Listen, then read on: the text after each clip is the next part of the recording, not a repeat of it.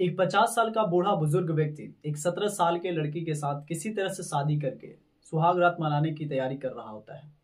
लेकिन ठीक उसी रात अचानक 2 बजे उसकी मौत हो जाती है। जब सुबह होती है और ये खबर लोगों को पता चलती है, आस पड़ोस के लोग जब सुनते हैं तो सब सोच में पड़ जाते हैं और वो कहते हैं कि शायद हो सकता है ये नॉर्मल मौत है, क्योंकि वो बूढ़े बुजुर्ग थे और 50 साल की उम्र हो गई थी और उनकी मौत हो सकती है। और वो नॉर्मल मौत समझकर उसके बेटे के पास कॉल लगाते हैं। इस बुजुर्ग व्यक्ति का बेटा बाहर पढ़ाई कर रहा होता है। अब गांव वाले कॉल करके उसे बुलाते हैं कि तुम्हारे पिता की मौत हो गई है। फिर वो लड़का वापिस जब आता है तो देखता है कि हाँ, उसकी पिता की मौत हो गई है और वो अपने पिता के अर्थी को लेकर जाता है और मुंह अग्नि देता है और वो किसी से कुछ नहीं बोलता। वो मन ही मन सोचता है कि ये जो मेरे पिता थे ठरकी टाइप के इंसान थे, एक 17 साल के लड़की का जीवन बर्बाद कर दिए। और ये सब सोचकर वो किसी से कुछ नहीं बोलता है और फिर स्टडी करने के लिए वापस बाहर चला जाता है। अब इस तरह से दिन बीतने लगते हैं। करीब 15-16 दिन का जब वक्त बीतता है तो गांव वालों को पता चलता है कि जो बुजुर्ग व्यक्ति था उसकी मौत नॉर्मल नहीं हुई थी, बल्कि वो एक साजिश थी। जब ये बातें लोगों को पता चलती हैं तो फिर लोग कॉल करते हैं और उस लड़के को बताते हैं कि दरअसल तुम्हारे पिता की मौत जो हुई थी वो नॉर्मल मौत नहीं थी, बल्कि एक साजिश थी और एक साजिश के तहत उनको मौत दी गई थी। लड़का सोचने लगता है, फिर वो वापस घर आता है। लोग बताते हैं कि हाँ, एक लड़का है जो कि आए दिन तुम्हारे घर आया करता था और वो अभी भी आता है। तो हो ना हो, हम लोगों को शक हो रहा है कि शायद वही लड़का कुछ ऐसा किया होगा। ये लड़का सब बातों को सुनकर पुलिस स्टेशन पहुंचता है। वहां जाने के बाद रिपोर्ट लिखवाता है और कहता है कि मेरे पिता की शादी आज से करीब 1 महीने पहले हुई थी कल्पना नाम की लड़की से। उसकी उम्र 17 साल की है और अचानक उसी रात उनकी मौत हो गई थी। अब मुझे लगता है कि उनकी मौत नॉर्मल नहीं थी, बल्कि एक सोची समझी साजिश थी जिसके तहत उनको मौत दी गई थी। पुलिस रिपोर्ट को लिखती है और तुरंत एक्शन में आती है और इस केस की जांच पड़ताल करने लगती है। वो तुरंत जाकर कल्पना को गिरफ्तार करती है और कल्पना से पूछताछ करना शुरू कर देती है। पहले कल्पना किसी बात को बताती नहीं, वो छुपाती है, लेकिन बाद में वो सारी बातों को बताना शुरू कर देती है। वो कहती है कि दरअसल मेरे पिता एक बहुत ही गरीब इंसान हैं, हम लोग बहुत गरीब परिवार से हैं।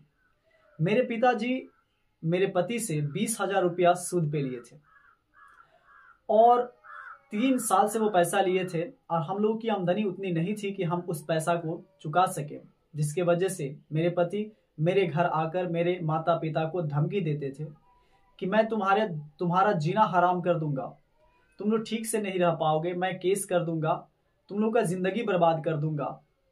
हम लोग काफी परेशान थे और इसके साथ साथ वो प्रस्तावना भी देते हैं कि अगर तुम अपने बेटी की शादी मुझसे कर देते हो तो शायद ये मैं पैसा माफ कर दूं। मेरे माता पिता उस रात सोचते सोचते रात बिता दिए थे, सोए नहीं थे और सुबह हो जाने के बाद वो डिस्कस किया और कहे कि पैसा तो हम कमा नहीं पाएंगे, इसीलिए अगर लड़की की शादी कर दे उनसे तो शायद ये पैसा चुक जाएगा, समाप्त हो जाएगा। फिर क्या, वो माता पिता मजबूर होकर कल्पना बेटी की शादी इस बुजुर्ग व्यक्ति से कर देते हैं। जैसे ही शादी होती है, बुजुर्ग व्यक्ति जब उसको घर पे लेके आता है और ठीक उसी रात कल्पना के मोबाइल पे मैसेज आता है कि तुम शादी क्यों कर ली। दरअसल कल्पना यहाँ पे 3 साल पहले से राहुल नाम के लड़के के साथ रहती थी, उसके साथ रिलेशन में रहती थी। अब राहुल जब इस तरह से बात पूछता है तो कल्पना कहती है कि देखो, ये मजबूरी में शादी हुई है, मैं शादी करना नहीं चाहती थी, मैं तुम्हारे साथ शादी करना चाहती थी और मेरे माता पिता की मजबूरी की वजह से ये मेरी शादी हो गई। हम लोग पैसा उधार लिए थे, फिर ये व्यक्ति मुझसे शादी किया। और ये भी कहती है कि अगर तुम कुछ दिन रुक जाओ तो मैं कुछ ऐसा करूंगी कि ये बूढ़ा व्यक्ति इस दुनिया को छोड़ के चला जाएगा और फिर मैं तुम्हारे साथ शादी कर लूंगी। वो जो राहुल है उसी रात इसके घर आता है, कल्पना के पास चला आता है और ये षड्यंत्र सोचते हैं कि क्या किया जाए।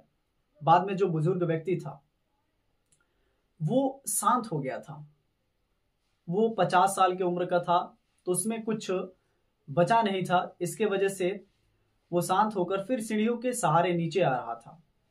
इस चीज को देखकर जो कल्पना थी वो उसके पीछे पीछे आई और सीढ़ियों से उसे धक्का दे दी। धक्का लगते ही जो बुजुर्ग व्यक्ति था सीढ़ियों से लड़खड़ाते हुए नीचे गिरता है जमीन पे और उसकी मौत हो जाती है। जब मौत हो जाती है तब इन लोगों का साजिश कामयाब हो जाता है कि हाँ चलो ये कम से कम डेथ तो कर गया। और जब सुबह होती है तब जाके लोगों को पता चलता है कि जो बुजुर्ग व्यक्ति कल जिसकी शादी हुई थी उसकी मौत हो गई है। पुलिस जब इन सभी घटनाओं को सुनती है उस कल्पना के जुबानी, तो पुलिस देर न करते हुए उस लड़की को गिरफ्तार कर लेती है और उसके साथ जो उसका बॉयफ्रेंड था राहुल, उसे भी गिरफ्तार कर लिया जाता है। और फिर इन दोनों पे चार्जशीट लगाकर जो राहुल था वो 21 साल का था, तो उसको जेल की सजा हो जाती है करीब 3 से 4 साल की। और जो लड़की थी इसकी उम्र 17 साल की थी, जिसके वजह से कोर्ट से आदेश आता है कि इस लड़की को होम चाइल्ड में रखा जाए, सुधार गृह में रखा जाए, क्योंकि वो आगे चल के अपने लाइफ को अच्छा से बिता सके और अपने आप को इम्प्रूव कर सके। तो दोस्तों ये थी कहानी जो कि बिहार पटना की थी। आप क्या कहना चाहोगे, यहाँ पे गलती किसकी है? आए दिन इस तरह की कहानियां घटनाएं होती रहती हैं, तो आप किसको गलती यहाँ पे ठहराना चाहोगे? क्या उस बुजुर्ग व्यक्ति की जो कि जबरन उससे शादी की और कल्पना की लाइफ बर्बाद कर दी, या आप गलती कहना चाहोगे कल्पना की जो कि एक साजिश के तहत उस बूढ़े व्यक्ति को मौत दे दी, या यहाँ पे गलती उस राहुल की थी? आप किसकी गलती मानते हो कमेंट बॉक्स में जरूर बताओ। दोस्तों इस कहानी को सुनाने का उद्देश्य आपको अवेयर करना है, जागरूक करना है। आए दिन इस प्रकार की कहानियां घटनाएं घटती रहती हैं, तो आपको बस ये बताकर अवेयर करना है कि आप सावधान रहें, सतर्क रहें, हंसते रहें, मुस्कुराते रहें। मिलते हैं नेक्स्ट वीडियो में एक नए कहानी के साथ। तब तक के लिए जय हिंद, जय भारत।